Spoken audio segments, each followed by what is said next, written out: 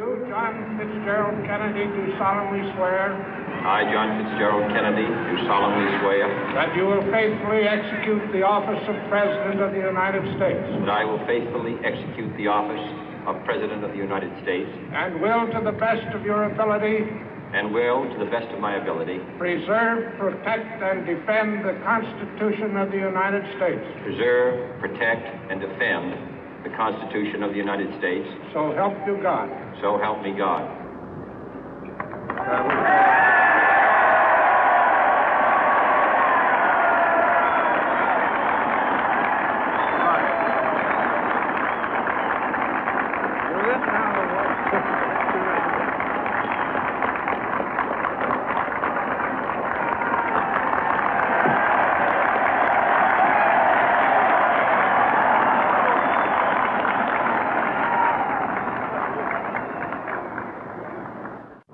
Vice President Johnson, Mr. Speaker, Mr. Chief Justice, President Eisenhower, Vice President Nixon, President Truman, Reverend clergy, fellow citizens. We observe today not a victory of party, but a celebration of freedom, symbolizing an end as well as a beginning, signifying renewal as well as change. For I have sworn before you and Almighty God the same solemn oath our forebears prescribed nearly a century and 3/4 ago. The world is very different now, for man holds in his mortal hands the power to abolish all forms of human poverty and all forms of human life. And yet the same revolutionary beliefs for which our forebears fought are still at issue around the globe. The belief that the rights of man come not from the generosity of the state, but from the hand of God. We dare not forget today that we are the heirs of that first revolution. Let the word go forth from this time and place to friend and foe alike that the torch has been passed to a new generation of Americans born in this century, tempered by war, disciplined by a hard and bitter peace, proud of our ancient heritage, and unwilling to witness or permit the slow undoing of those human rights to which this nation has always been committed and to which we are committed today at home and around the world.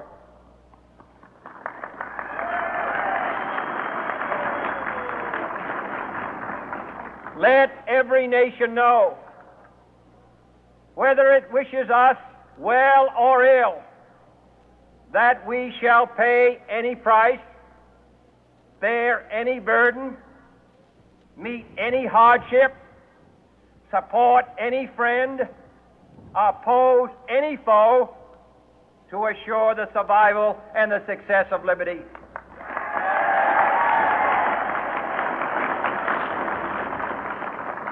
This much we pledge and more. To those old allies whose cultural and spiritual origins we share, we pledge the loyalty of faithful friends. United, there is little we cannot do in a host of cooperative ventures. Divided, there is little we can do, for we dare not meet a powerful challenge at odds and split asunder. To those new states whom we welcome to the ranks of the free, we pledge our word that one form of colonial control shall not have passed away merely to be replaced by a far more iron tyranny. We shall not always expect to find them supporting our view, but we shall always hope to find them strongly supporting their own freedom, and to remember that in the past, those who foolishly sought power by riding the back of the tiger ended up inside.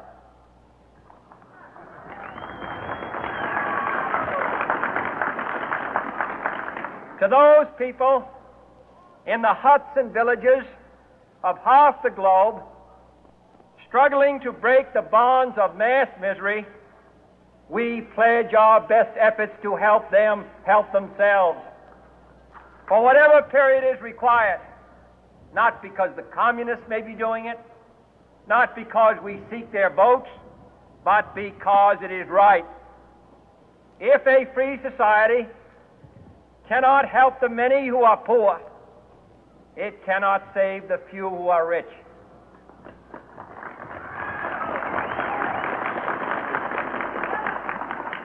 To our sister republics south of our border, we offer a special pledge to convert our good words into good deeds, in a new alliance for progress, to assist free men and free governments in casting off the chains of poverty.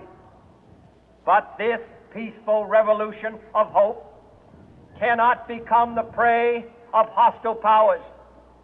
Let all our neighbors know that we shall join with them to oppose aggression or subversion anywhere in the Americas.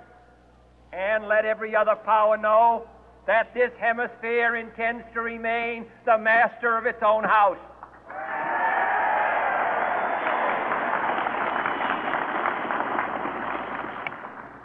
To that World Assembly of Sovereign States, the United Nations, our last best hope, in an age where the instruments of war have far outpaced the instruments of peace, we renew our pledge of support to prevent it from becoming merely a forum for invective, to strengthen its shield of the new and the weak, and to enlarge the area in which its writ may run.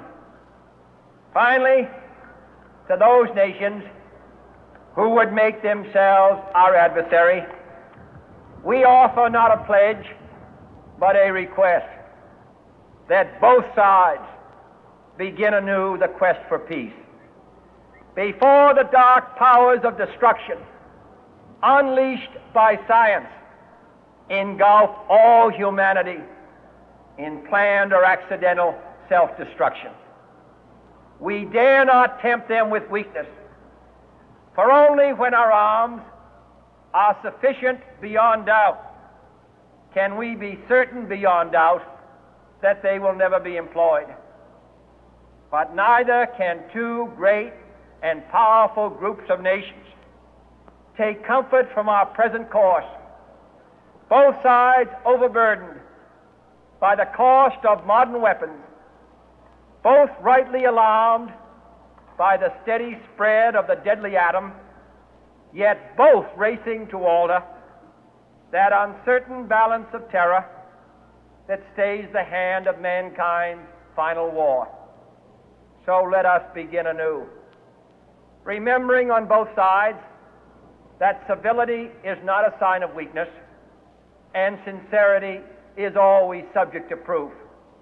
Let us never negotiate out of fear, but let us never fear to negotiate.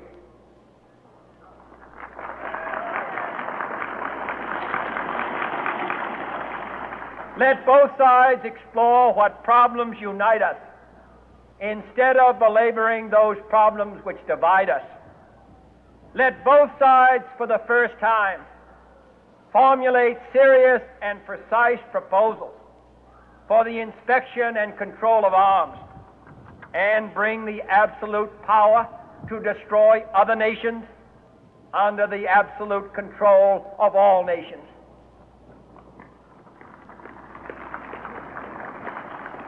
Let both sides seek to invoke the wonders of science instead of its terrors. Together, let us explore the stars, conquer the deserts, eradicate disease, tap the ocean depth, and encourage the arts and commerce. Let both sides unite to heed in all corners of the earth the command of Isaiah to undo the heavy burden and let the oppressed go free. And if a beachhead of cooperation may push back the jungle of suspicion, let both sides join in creating a new endeavor, not a new balance of power, but a new world of law, where the strong are just and the weak secure and the peace preserved.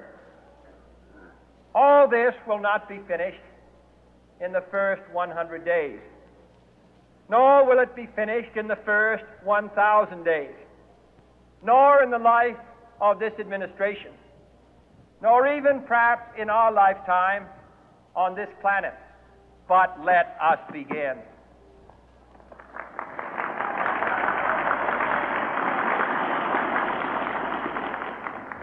In your hands, my fellow citizens, more than mine, will rest the final success or failure of our course.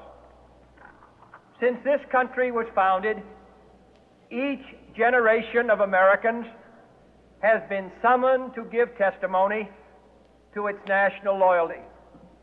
The graves of young Americans who answered the call to service surround the globe.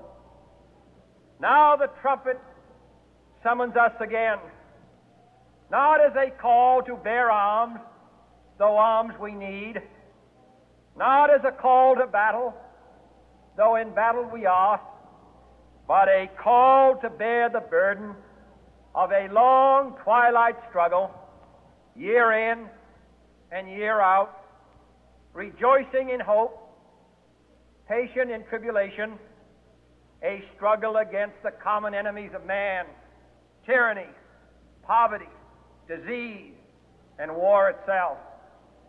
Can we forge against these enemies a grand and global alliance, north and south, east and west, that can assure a more fruitful life for all mankind? Will you join in that historic effort?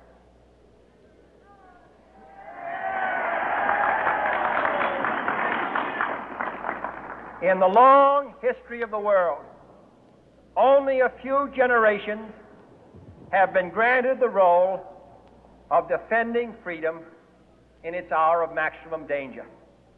I do not shrink from this responsibility. I welcome it.